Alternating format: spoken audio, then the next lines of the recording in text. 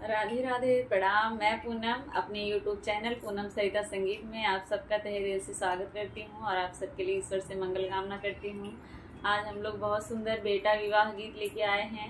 इस समय शादी का सीजन चल रहा है, तो इसलिए हम लोग शादी विवाह का गीत लेके आ रहे हैं। आप लोग सुनिएगा, कैसा लगा कमेंट में ज़रूर बताइएगा। खूब सारा प्यार और आशीर्वाद बनाए रखिएगा। वीडियो को ज़्यादा से ज़्यादा शेयर करिएगा। अगर घर में लड़के की शादी है तो ये गाना ज़रूर गाइएगा आप लोग।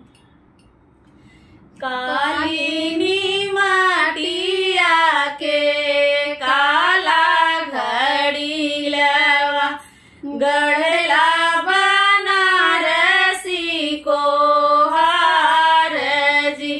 कालीनी माटिया के काला घड़ी लवा गढ़ला बनारसी को ऐसन सुंदर गढ़िला गढ़ा मोरे को है मोरी बहू पानिया के जाई जी। ऐसन सुंदर घड़िला गढ़ा मोरे को है मोरी बहू पानिया के एकहू घड़िलवा बहुअर कढ़ऊ न पाई घड़िला फूटली सत चूर जी। एकहू घड़िलवा बहुअर कढ़ऊ न पाई घड़िला फूटई सत चूर जी।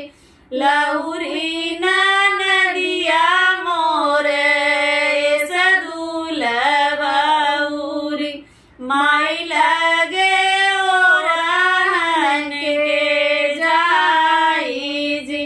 लहुरी नदिया मोरे सदुल बहुरी माई लगे ओरहन के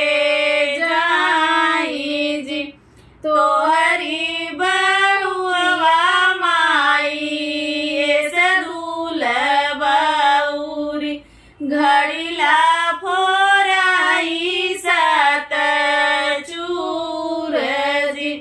तोहरी बहुआ माई सदुल बहुरी घड़िला फोराई सत